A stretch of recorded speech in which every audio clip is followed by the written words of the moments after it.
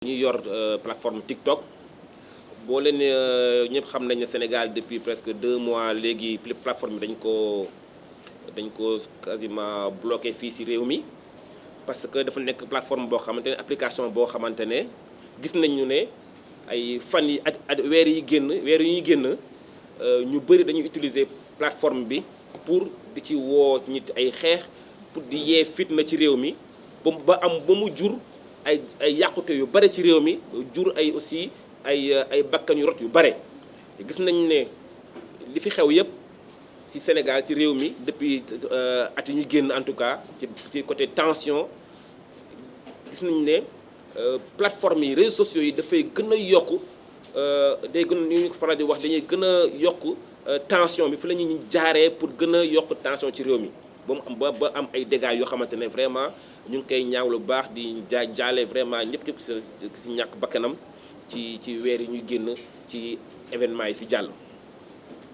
bi loolu amee nag gouvernement Sénégal gis nañ ne comme plateforme bi mel ni comme TikTok dafa nekk boo xamante ne souvent message bu bëri dafay jaar ay ñi yàq yu bëri dañ cay nekk def ay live di wax yu bon di yàq di xaabaabal nit ñi moo tax état du Sénégal jël ci décision retirer plateforme bi fii ci réew mi pour mu bañ a mën a nekk utilisable fii. loolu nag bu mu amee bu nañu waxtaan ak plateforme bi waa TikTok moo tax loolu tax ci loolu lañu nekk depuis semaines yi passé yëpp ba nag te yàlla dogal ñoom ñu décidé ñëw fii Sénégal pour ñu ubbi discussion yi waxtaan xool naka lañ mën a def ba ñoom ñu mën a wéyal seen application bi ci réew mi te du indi benn gàllankoor ci kaaraange réew mi. kaaraange réew mi moom dafa nekk loo xamante ne duñ ko kenn du ko caaxaanee quelle que soit application bi quelle que soit plateforme bu nekk ci àdduna bi ñoom dañ fi nekk plateforme bi lu muy rëy ak lu muy yaatu ñun Sénégal fii suñu réew la ñun war nañu mën a contrôler xool yan plateforme la ñuy mën a utiliser fii suñu biir réew. loolu suñu souveraineté moo ñu ko may loolu suñu droit moo ñu ko may donc moo tax loolu la ñuy doxal moo tax ñu woo plateforme ñu ñëw fii ñu waxtaan ak ñoom. ñu waxtaanee nag gis nañ ne am na point yu bëri yoo xamante ne dañ ko exiger c'est-à-dire que aujourd'hui tey jii bu fekkee gis nañ benn ci plateforme bi ay contenu ay vidéo wala ay messages yi nga xamante ne message yu taal réew mi la il faut que ñoom plateforme bi ñu am seen mécanisme bu leer boo xamante ne bu ñu amee alerte état du Sénégal ñu mën ko réagir mën a dindi ces contenus là pour aar sénégalais yi. loolu deuxième point mooy point bi nga xamante ne il faut que aussi ñu xam ne TikTok dafa am muy doxee bokkul ak yeneen plateforme yi parce que vidéo yi wala message yi ngay jot ci TikTok souvent yow doo ko laaj TikTok si boppam moo la koy jox moo tax nag ñu ngi gëstu ak ñoom xool nag yan ñuy woowee algorithme yan méthode la ñoom la ñuy utiliser fii ci Sénégal parce que ni ñuy aaree doomu chinois yi doomu américains yi ci biir plateforme bi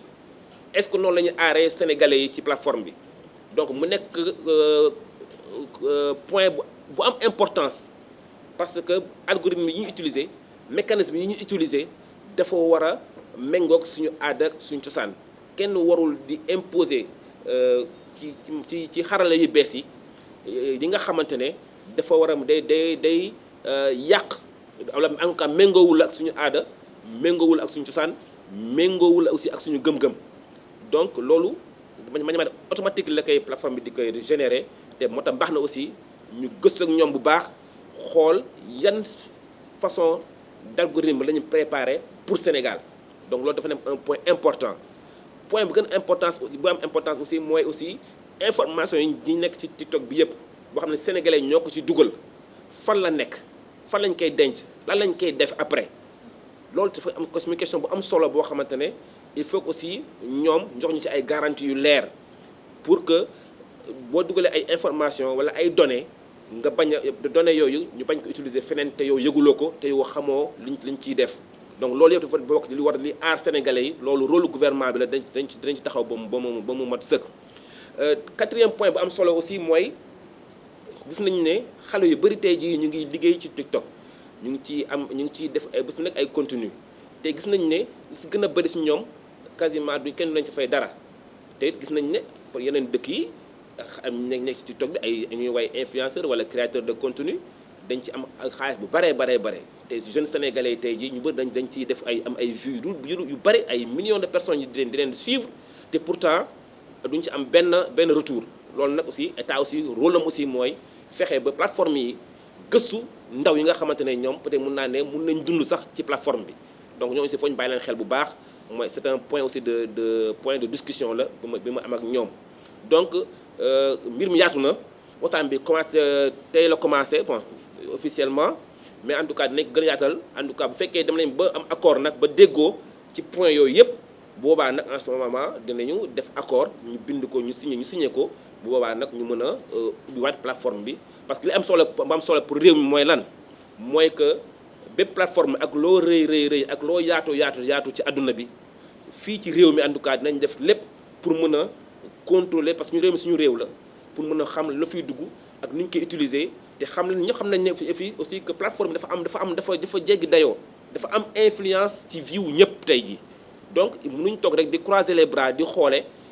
du ñëw parce que bitim réew la jógee rek bu ñëwee mën na dugg ci réew mi amuñ ci contrôle amuñ ci dara loolu mënul nekk moo tax aussi li ñu def nii pour TikTok on va le faire pour toutes les plateformes ñoom ñëpp jël ay engagement yu wóor pour que parce que des millions de Sénégalais ñu ngi ciy dugg di ko utiliser tous les jours donc c'est important que ces Sénégalais là aussi soient protégés en tout cas l'État du Sénégal jouera son rôle ba mu mat sëkk. maa ngi gërëm nag bu baax waa TikTok parce que seen déplacement bi ñu def ak seen engagement surtout bu ñu wane pour que vraiment trouver des solutions et que lii lañ ci bëggoon te vraiment discussion yi ni mu commencé nii vraiment xam naa ne dinañ am accord très bientôt et que li yëpp nekk suñu gannaaw li am solo bu am solo rek mooy aar sénégalais yi moo tax gouvernement bi jóg li ñuy def nii yëpp pour que sénégalais ñu aar les mineurs aussi parce que dafa am politique des mineurs dañu leen war a aar ci plateforme yi gis nañu par exemple déjà des pays comme la Chine boo xamante ne boo amee 40 minutes ci TikTok bi mun toog utiliser waat boo nekkee un mineur donc loolu Sénégal loolu amu fi donc yooyu dafa nekk ay yoo xamante ne il faut ñu teg règle yooyu pour que ñu mën a aar effectivement ndawu réew mi mën a aar tout simplement suñu réew maa ngi gërëm di leen sant.